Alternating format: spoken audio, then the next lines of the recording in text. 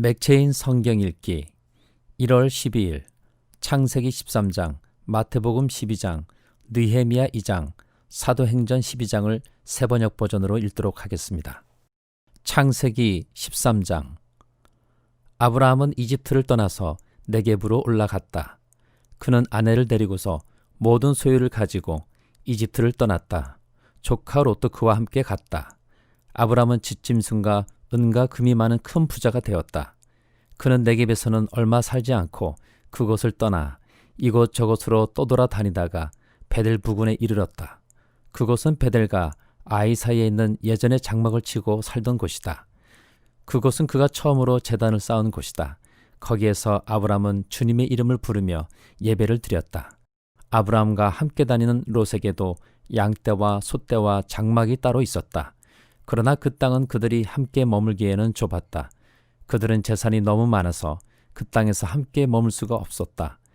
아브라함의 집짐승을 치는 목자들과 롯의 집짐승을 치는 목자들 사이에 다툼이 일어나곤 하였다. 그때에 그 땅에는 가나안 사람들과 브리스 사람들도 살고 있었다. 아브라함이 롯에게 말하였다. 너와 나 사이에 그리고 너의 목자들과 나의 목자들 사이에 어떠한 다툼도 있어서는 안 된다. 우리는 한 피줄이 아니냐. 내가 보는 앞에 땅이 얼마든지 있으니 따로 떨어져 살자.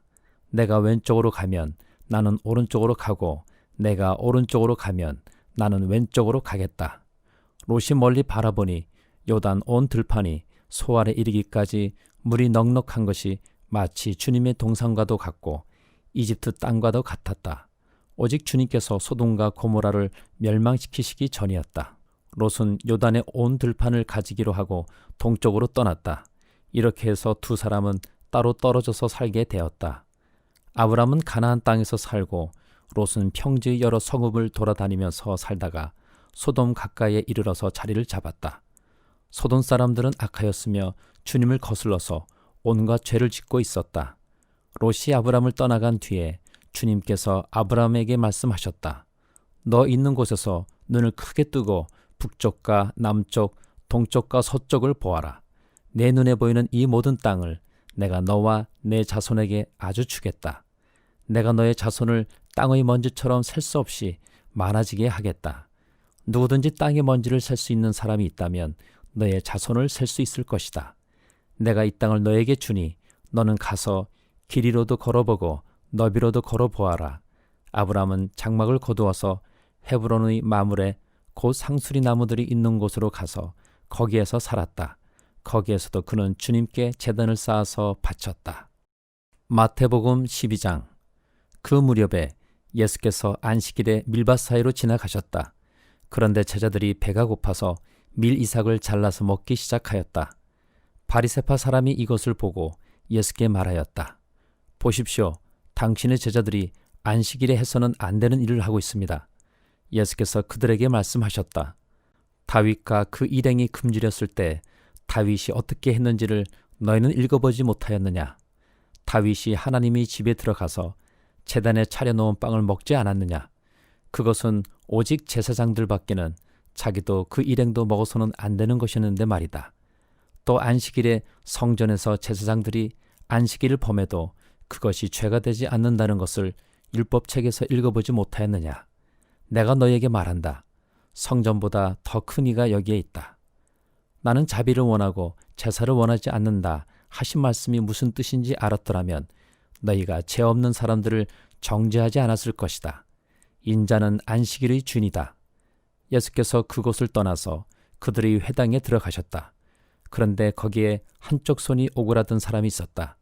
사람들은 예수를 고발하려고 안식일에 병을 고쳐도 괜찮습니까? 하고 예수께 물었다. 예수께서 그들에게 말씀하셨다. 너희 가운데 어떤 사람에게 양 한 마리가 있다고 하자. 그것이 안식일의 구덩이에 빠지면 그것을 잡아 끌어올리지 않을 사람이 어디에 있겠느냐. 사람이 양보다 얼마나 더 귀하냐. 그러므로 안식일에 좋은 일을 하는 것은 괜찮다. 그런 다음에 손이 오그라든 사람에게 말씀하셨다. 내 손을 내밀어라. 그가 손을 내미니 다른 손과 같이 성하게 되었다. 그래서 바리새파 사람들은 밖으로 나가서 예수를 없앨 모의를 하였다. 그러나 예수께서 이 일을 아시고서 거기에서 떠나셨다. 그런데 많은 무리가 예수를 따라왔다. 예수께서는 그들을 모두 고쳐주셨다. 그리고 자기를 세상에 드러내지 말라고 단단히 당부하셨다. 그것은 예언자 이사야를 시켜서 하신 말씀을 이루시려는 것이었다. 보아라, 내가 뽑은 나의 종, 내 마음에 드는 사랑하는 자, 내가 내 영을 그에게 줄 것이니 그는 이방 사람들에게 공의를 선포할 것이다. 그는 다투지도 않고 외치지도 않을 것이다. 거리에서 그의 소리를 들을 사람이 없을 것이다. 정의가 이길 때까지 그는 상한 갈대를 꺾지 않고 꺼져가는 심지를 끄지 않을 것이다. 이방 사람들이 그 이름에 희망을 걸 것이다. 그때 사람들이 귀신이 들려서 눈이 멀고 말을 못하는 사람 하나를 예수께 데리고 왔다. 예수께서 그를 고쳐주시니 그가 말을 하고 보게 되었다. 그래서 무리가 모두 놀라서 말하였다. 이 사람이 다윗의 자손이 아닌가? 그러나 바리새파 사람들은 이 말을 듣고 말하였다. 이 사람이 귀신의 두목 바알세불의 힘을 빌지 않고서는 귀신을 쫓아내지 못할 것이다. 예수께서 그들의 생각을 아시고 이렇게 말씀하셨다. 어느 나라든지 서로 갈라지면 망하고 어느 도시나 가정도 서로 갈라지면 버티지 못한다. 사탄이 사탄을 쫓아내면 스스로 갈라진 것이다. 그러면 그 나라가 어떻게 서 있겠느냐? 내가 바알세불의 힘을 빌어서 귀신을 쫓아낸다고 하면 너희의 아들들은 누구의 힘으로 귀신을 쫓아낸다는 말이냐? 그러므로 그들이야말로 너희의 지판관이 될 것이다. 그러나 내가 하나님의 영을 힘입어서 귀신을 쫓아내는 것이면 하나님의 나라는 너희에게 왔다. 사람이 먼저 힘센 사람을 묶어놓지 않고서 어떻게 그 사람이 집에 들어가서 세간을 털어갈 수 있느냐? 묶어놓은 뒤에야 그 집을 털어갈 수 있다. 나와 함께하지 않는 사람은 나를 반대하는 사람이요 나와 함께 모으지 않는 사람은 해치는 사람이다. 그러므로 내가 너희에게 말한다. 사람들이 무슨 죄를 짓든지 무슨 신성모독적인 말을 하든지 그들은 용서를 받을 것이다. 그러나 성령을 모독하는 것은 용서를 받지 못할 것이다. 또 누구든지 인자를 거슬러 말하는 사람은 용서를 받겠으나 성령을 거슬러 말하는 사람은 이 세상에서도 오는 세상에서도 용서를 받지 못할 것이다. 나무가 좋으면 그 열매도 좋고 나무가 나쁘면 그 열매도 나쁘다. 그 열매로 그 나무를 안다. 독사의 자식들아, 너희가 악한데 어떻게 선한 것을 말할 수 있겠느냐? 마음에 가득 찬 것을 입으로 말하는 법이다. 선한 사람은 선한 것을 쌓아두었다가 선한 것을 내고 악한 사람은 악한 것을 쌓아두었다가 악한 것을 낸다. 내가 너희에게 말한다. 사람들은 심판날에 자기가 말한 온갖 쓸데없는 말을 해명해야 할 것이다. 너는 내가 한 말로 무죄 선고를 받기도 하고 유죄 선고를 받기도 할 것이다. 그때 율법 학자들과 바리새파 사람들 가운데 몇 사람이 예수께 말하였다. 선생님, 우리는 선생님에게서 표징을 보았으면 합니다. 예수께서 그들에게 말씀하셨다. 악하고 음란한 세대가 표징을 요구하지만 예언자 요나의 표징 밖에는 이 세대는 아무 표징도 받지 못할 것이다. 요나가 사흘 낮과 사흘 밤 동안을 큰 물고기 뱃속에 있었던 것 같이 인자도 사흘 낮과 사흘 밤 동안을 땅속에 있을 것이다. 심판 때에 니느웨 사람들이 이 세대와 함께 일어나서 이 세대를 정죄할 것이다. 니느웨 사람들은 요나의 선포를 듣고 회개하였기 때문이다. 그러나 보아라, 요나보다 더 큰 이가 여기에 있다. 심판 때에 남방 여왕이 이 세대와 함께 일어나서 이 세대를 정죄할 것이다. 그는 솔로몬이 지혜를 드리려고 땅끝에서부터 찾아왔기 때문이다. 그러나 보아라, 솔로몬보다 더 큰 이가 여기에 있다. 악한 귀신이 어떤 사람에게서 나왔을 때 그는 쉴 곳을 찾느라고 물 없는 곳을 헤맸으나 찾지 못하였다. 그래서 그는 말하기를 내가 나온 집으로 되돌아가겠다 하고 돌아와서 보니 그 집은 비어있고 말끔히 치워져서 잘 정돈되어 있었다. 그래서 그는 가서 자기보다 더 악한 딴 귀신 7을 데리고 와서 그 집에 들어가 거기에 자리를 잡고 살았다. 그래서 그 사람의 나중 형편이 처음보다 더 비참하게 되었다. 이 악한 세대도 그렇게 될 것이다. 예수께서 아직도 무리에게 말씀하고 계실 때에 예수의 어머니와 형제들이 예수와 말을 하겠다고 바깥에 서 있었다. 어떤 사람이 예수께 와서 말하였다. 보십시오. 선생님의 어머니와 형제들이 선생님과 말을 하겠다고 바깥에 서 있습니다. 그 말을 전해준 사람에게 예수께서 말씀하셨다. 누가 나의 어머니이며 누가 나의 형제들이냐? 그리고 손을 내밀어 제자들을 가리키고서 말씀하셨다. 보아라, 나의 어머니와 나의 형제들이다. 하늘에 계신 내 아버지의 뜻을 따라 사는 사람이 곧 내 형제요, 자매요, 어머니이다.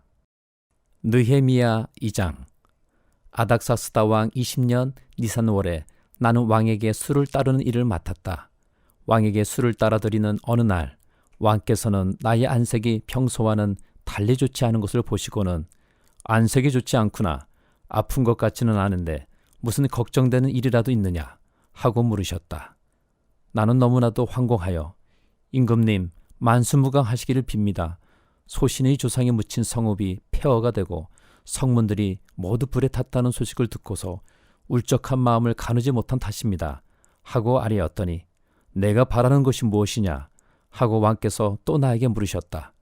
나는 하늘의 하나님께 기도를 드리고 나서 왕에게 말씀드렸다. 임금님께서 좋으시면 임금님께서 소신을 좋게 여기시면 소신의 조상이 묻혀있는 유다의 그 성읍으로 저를 보내주셔서 그 성읍을 다시 세우게 하여 주시기를 바랍니다. 그때 왕후도 왕 옆에 앉아 있었다. 왕은 그렇게 다녀오려면 얼마나 걸리겠느냐? 언제쯤 돌아올 수 있겠느냐? 하고 나에게 물으셨다. 왕이 기꺼이 허락하실 것 같은 생각이 들어서 나는 얼마가 걸릴지를 말씀드렸다. 나는 왕에게 덧붙여서 말씀드렸다. 임금님께서 좋으시다면 소신이 유다까지 무사히 갈 수 있도록 유프라테스 서쪽 지방의 총독들에게 보내는 친서를 몇 통 내려주시기 바랍니다. 또 왕실 숲을 맡아보는 아삽에게도 나무를 공급하라고 친서를 내리셔서 제가 그 나무로 성전 옆에 있는 성체 문짝도 짜고 성벽도 쌓고 소신이 살 집도 짓게 하여 주시기 바랍니다. 나의 하나님이 선하신 손길로 나를 잘 보살펴 주셔서 왕이 나의 청을 들어 주었다. 왕은 나에게 장교들과 기병들을 딸려 보내어 나와 함께 가게 하였다. 그래서 나는 길을 떠나 유프라테스 서쪽 지방의 총독들에게로 가서 왕의 친서를 전하였다. 호론 사람 산발락과 종노릇을 하던 암몬 사람 도비야에게 이 소식이 들어갔다. 그들은 어떤 사람이 이스라엘 자손의 형편을 좋게 하려고 오고 있다는 것을 알고서 몹시 근심하였다고 한다. 나는 예루살렘에 이르러 거기에서 사흘 동안 쉬고 나서 밤에 수행원을 몇 명 데리고 순찰을 나섰다. 하나님이 나의 마음을 움직이셔서 예루살렘에서 일하도록 하신 것을 나는 그때까지 어느 누구에게도 말하지 아니하였다. 나에게 짐승이라고는 내가 탄 것밖에 없었다. 밤에 나는 골짜기 문을 나섰다. 용샘을 지나 거름문에 이르기까지 예루살렘 성벽을 살펴보니 성벽은 다 허물어지고 문들도 모두 불에 탄 채로 버려져 있었다. 샘문과 왕의 연못에 이르렀을 때에는 내가 탄 짐승이 더 나아갈 길이 없었다. 그래서 그날 밤에 나는 계곡을 따라 올라가면서 성벽을 둘러보고 다시 골짜기 문을 지나 되돌아왔다. 그때에 내가 유다 사람들이나 제사장들이나 귀족들이나 관리들이나 그 밖에 직책을 가진 어느 누구에게도 이것을 말하지 아니하였으므로 관리들은 내가 어디를 다녀왔는지 무엇을 하였는지 아무도 알지 못하였다. 이렇게 돌아보고 난 다음에 나는 비로소 관리들에게 말하였다. 여러분이 아는 바와 같이 우리는 지금 어려움에 빠져 있습니다. 예루살렘은 폐허가 되고 성문들은 불탔습니다. 이제 예루살렘 성벽을 다시 쌓읍시다. 남에게 이런 수모를 받는 일이 다시는 없어야 할 것입니다. 나는 또한 나의 하나님이 선하신 손길로 나를 잘 보살펴 주신 일과 왕이 나에게 한 말을 그들에게 말하였다. 그랬더니 그들은 공사를 시작하겠다고 나에게 다짐하였고 힘을 내어 기꺼이 그 보람 있는 일을 시작하였다. 그러나 이 일이 호론 사람 산발락과 종노릇을 하던 암몬 사람 도비야와 아랍 사람 게셈에게 알려지니 그들은 우리에게로 와서 당신들은 지금 무슨 일을 하고 있는 거요? 왕에게 반역이라도 하겠다는 것이요? 하면서 우리를 업신여기고 비웃었다. 내가 나서서 그들에게 대답하였다. 하늘의 하나님이 우리를 위하여 이 일을 꼭 이루어 주실 것이요. 성벽을 다시 쌓는 일은 그분의 종인 우리가 해야 할 일이요. 예루살렘에서는 당신들이 차지할 몫이 없어. 주장할 권리도 기억할 만한 전통도 없어. 사도행전 12장. 이 무렵에 헤롯 왕이 손을 뻗쳐서 교회에 속한 몇몇 사람을 해하였다. 그는 먼저 요한과 형제가 아닌 야고보를 칼로 죽였다. 헤롯은 유대 사람들이 이 일을 기뻐하는 것을 보고 이제는 베드로까지 잡으려고 하였다. 때는 무교절 기간이었다. 그는 베드로도 잡아서 감옥에 가두고 4명으로 짠 경비병 네페에게 맡겨서 지키게 하였다. 6월절이 지나면 백성들 앞에 그를 끌어낼 속셈이었다. 이렇게 되어서 베드로가 감옥에 갇히고 교회는 그를 위하여 하나님께 간절히 기도하였다. 헤롯이 베드로를 백성들 앞에 끌어내기로 한 그 전날 밤이었다. 베드로는 2 쇠사슬에 묶여 군인 2사람 틈에서 잠들어 있었고 문 앞에는 파수꾼들이 감옥을 지키고 있었다. 그런데 갑자기 주님의 천사가 나타나고 감방에 빛이 환히 비치었다. 천사가 베드로의 옆구리를 쳐서 깨우고 말하기를 빨리 일어서라 하였다. 그러자 쇠사슬이 그의 2 손목에서 풀렸다. 천사가 베드로에게 띠를 띠고 신을 신어라 하고 말하니 베드로가 그대로 하였다. 또 천사가 그에게 겉옷을 두르고 나를 따라오너라 하니 베드로가 감방에서 나와서 천사를 따라갔다. 베드로는 천사가 하는 일이 참인 줄 모르고 자기가 환상을 보고 있는 것이라고 생각하였다. 그들이 첫째 초소와 둘째 초소를 지나서 시내로 통하는 철문에 이르니 문이 저절로 열렸다. 그래서 그들은 바깥으로 나와서 거리를 하나 지났다. 그때 갑자기 천사가 떠나갔다. 그때에야 베드로가 정신이 나서 말하였다. 이제 참으로 알겠다. 주님께서 주님의 천사를 보내셔서 헤롯의 손에서 그리고 유대 백성이 꾸민 모든 음모에서 나를 건져주셨다. 이런 사실을 깨닫고서 베드로는 마가라고도 하는 요한의 어머니 마리아의 집으로 갔다. 거기에는 많은 사람이 모여서 기도하고 있었다. 베드로가 대문을 두드리니 로데라는 어린 여종이 맞으러 나왔다. 그 여종은 베드로의 목소리를 알아듣고 너무 깊어서 문을 열지도 않고 도로 달려들어가서 대문 앞에 베드로가 서 있다고 알렸다. 사람들이 여종에게 내가 미쳤구나 하고 말하자 여종은 참말이라고 우겼다. 그러자 그들은 베드로의 천사일 거야 하고 말하였다.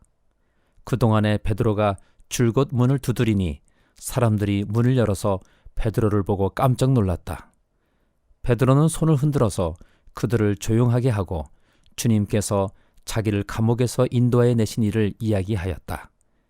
그리고 그는 이 사실을 야고보와 다른 신도들에게 알리시오 하고 말하고는 거기에서 떠나 다른 곳으로 갔다. 날이 새니 군인들 사이에서는 베드로가 없어진 일로 작지 않은 소동이 일어났다.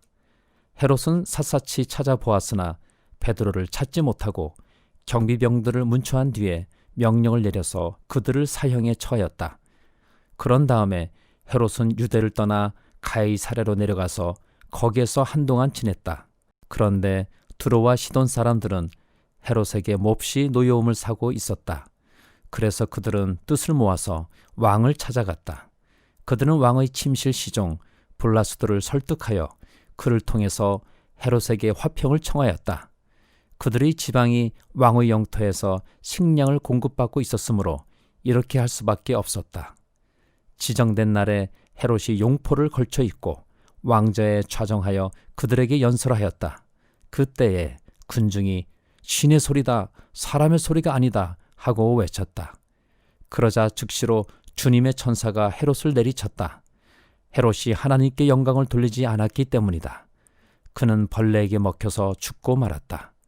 하나님의 말씀이 점점 더 널리 퍼지고 믿는 사람이 많아졌다. 바나바와 사울은 그들의 사명을 마치고 마가라고도 하는 요한을 데리고 예루살렘에서 돌아왔다.